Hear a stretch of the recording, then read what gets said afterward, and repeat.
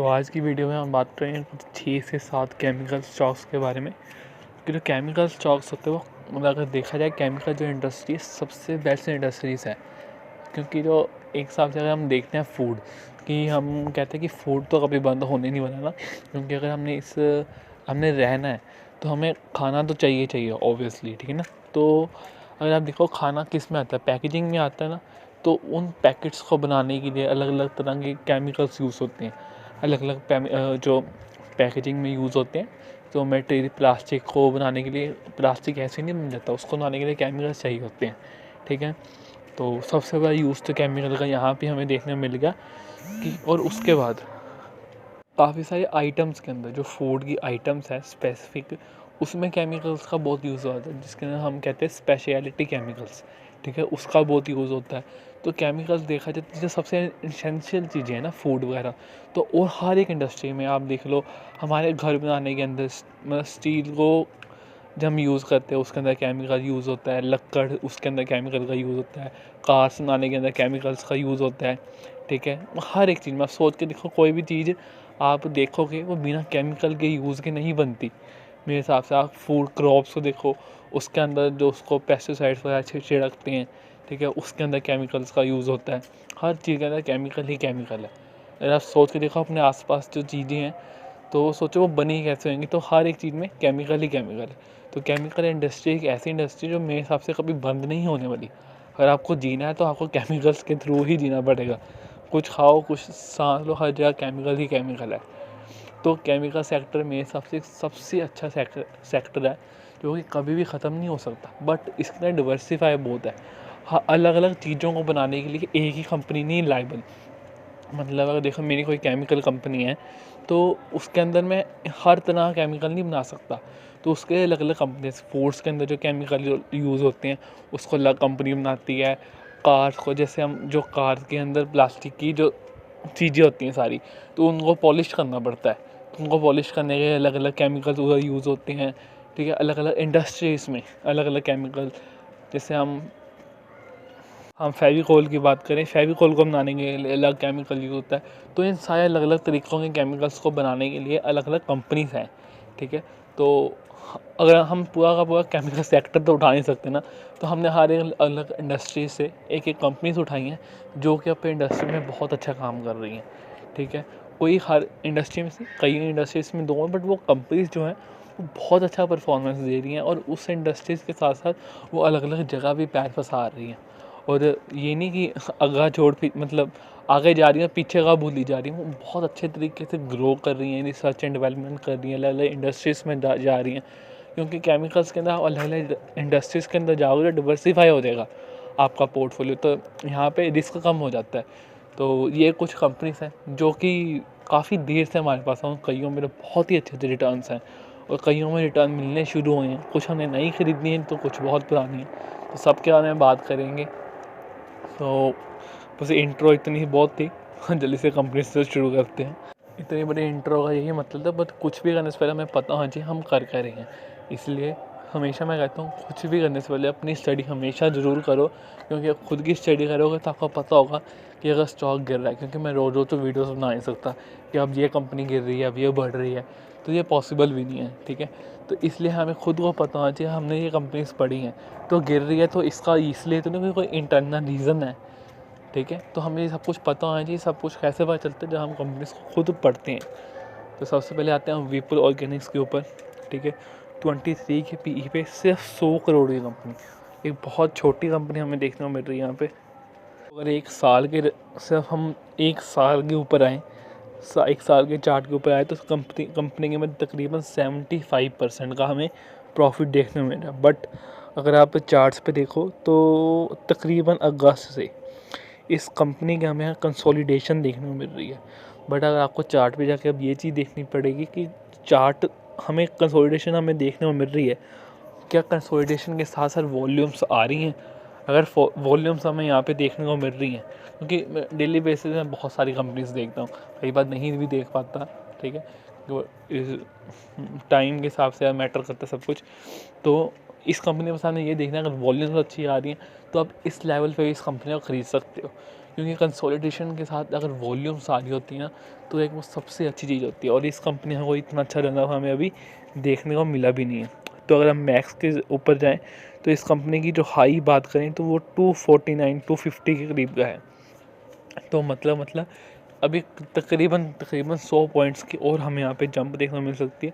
और अब इससे 23 के पीई पे, अगर पीई के वैल्यूएशन से बात की जाए तो यहाँ पे बहुत ही छोटी सी कंपनी है। बट अगर फाइनेंशियल्स पे आए, ईयर ऑन ईयर बेसिस पे बात करें तो 19% का यहाँ पे हमें प्रॉफिट मार्जिन्स पे यहाँ पे गिरते हुए देखने को मिल रही है। बट ये कंपनी मेरे पास है, काफ़ी देर से इस कंपनी में इन्वेस्टेड हूँ, तो ये नहीं कि एक ईयर का या कुछ क्वार्टर्स के रिजल्ट गलत आ जाए तो हम उस कंपनी को छोड़ देते हैं। हमें स्टडी करके रखनी चाहिए, अगर कुछ और मेजर हमें देखने को मिलता है तो हम उसको निकाल लेंगे। बट अगर मैं अपनी बात करूँ तो मैं इस कंपनी में इन्वेस्टेड हूँ, और चलो देखते हैं क्या बनता है। तो कुछ रिज़ल्ट ख़राब हो जाए तो हम ये नहीं कि उस कंपनी को निकाल देंगे पोर्टफोलियो में से, तो ऐसा नहीं होता। तो अब चलते हैं अगली कंपनी के ऊपर, क्लीन साइंस। न्यूली इसका नया अभी आईपीओ आया है कंपनी का, कुछ ज़्यादा टाइम नहीं हुआ।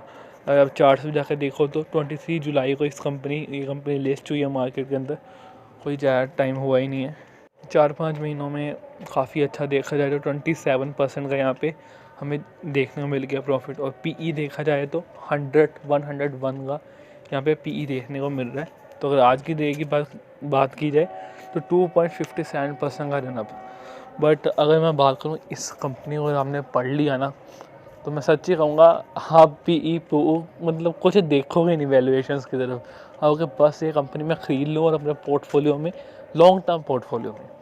ये कंपनी वो नहीं जो आप अपने थोड़े स्विंग ट्रेड के लिए या कुछ मतलब छोटे से बेसिस के इस कंपनी में रख लोगे। और बात करूँ क्लीन साइंस की, अगर मैं अपनी हर कंपनी में अपनी बता रहा हूँ कि मैंने क्या किया हुआ है, तो ये मेरी सबसे लार्जेस्ट इन्वेस्टेड कंपनी है in the terms of chemical sector. Overall बात नहीं करा, केमिकल सेक्टर में अगर देखा जाए तो अगर मैं सबसे ज़्यादा पैसे डालने हैं तो वो यही कंपनी है। क्योंकि अगर आप इस कंपनी को पढ़ने जाओगे ना, तो आपको स्टार्टिंग में चीज़ें देखने को मिल जाएंगी। इतनी सारी मोनोपोलीज इस कंपनी के हाथ में है कि ये कंपनी कहीं नहीं जा सकती। बट पीई की बात चलिए तो आपके प्रॉफिट मार्जिन्स, हर एक रेशो इस कंपनी की बहुत अच्छी है। तो हमें स्पेशलिटी केमिकल्स के अंदर कंपनी बिजनेस करती है, तो उसके अंदर आपको बता दें प्रॉफिट मार्जिन्स होते हैं वो काफ़ी अच्छे देखने को मिल जाते हैं। बहुत सारे रीज़न होते हैं, अगर इस सारे रीज़न हम इस वीडियो में देखने बैठे तो वीडियो ऑब्वियसली आगे बहुत लंबी हो चुकी है। चलो जल्दी कंपनी से बताता हूँ। सो अगली कंपनी पे आते हैं हम, गुजरात एल्करी। तो इस कंपनी की बात करने की कोई ज़रूरत ही नहीं है, सबको पता है बेस्ट कंपनी है। अगर थोड़ी बहुत गिरावट देखने को मिल भी रही है तो उस पर डरने की बात नहीं है। 9% का प्रॉफिट मार्जिन, ठीक है, तो काफ़ी अच्छी कंपनी। 25 के पीई पे अभी कंपनी मिल रही है, सस्ती मिल रही है। अगर केमिकल सेक्टर देखो तो इसका रनअप काफ़ी अच्छा हमें पिछले 1-1.5 साल में मिल चुका है। अगर आप पिछले 2 साल की बात की जाए तो जो ऑलरेडी काफ़ी जो अच्छे स्टॉक्स है वो ईजिली 3 गुना तो हो चुके हैं। सॉरी, ये 7 गुना ये सारी कंपनीज ऑलरेडी हो चुकी हैं जो कंपनीज अच्छी थी, ठीक है। तो अब आने वाले टाइम में थोड़ा सा हमें मुश्किल हो जाएगा कंपनीज को फाइंड करना, क्योंकि जो काफ़ी मैक्सिमम जो रनअप है, जो बुल रन जिसको हम कहते हैं, वो इस मार्केट में आ चुका है। तो अब मुश्किल हो जाएगा रिटर्न्स निकालना। कंपनीज मिल जाएंगी, कंपनी ढूंढनी मुश्किल नहीं होती, बट रिटर्न निकालना हमें मैटर करता है। कंपनी अच्छी खरीद के हम क्या कर लेंगे जब वो कंपनी चलेगी नहीं चलेगी, ठीक है। रिलायंस अच्छी इंडस्ट्रीज काफ़ी अच्छी कंपनी थी, बट अगर आप देखो तो वो कंपनी कितने साल चली ही नहीं। जब जियो की अनाउंसमेंट हुई तो उसके बाद हमें कुछ रनअप देखने को मिला, ठीक है। उससे पहले कंपनी में कोई ख़ास रनअप नहीं था। तो ये मैटर करता है कि कौन सी कंपनी किस टाइम पे ख़रीदी है, वो दोनों चीज़ें मैटर करती हैं, ठीक है ना। तो गुजरात एल्कली 25 के पीई पे बहुत अच्छी कंपनी हमें यहाँ पे देखने को मिल रही है। दीपक नाइट्रेट, ठीक है, 30 के पीई पे। केमिकल सेक्टर की कंपनीज बढ़ती जाएंगी। अगर हम देखो पिछले 1 साल में भी देखो, मैं कोविड से बात कर ही ना, 1 साल के अंदर भी कंपनी 200 4 गुना हो चुकी है। बट फिर भी 20 के पीई पे सारी कंपनी से मिली, क्योंकि जो केमिकल सेक्टर वो सेक्टर ही ऐसा है, क्योंकि वो चलना ही चलना है। और ये सारी कंपनीज जो है ना वो बिज़नेस बहुत अच्छा कर रही हैं। कई केमिकल जो स्टॉक्स है वो बकवास भी हैं ठीक है ना।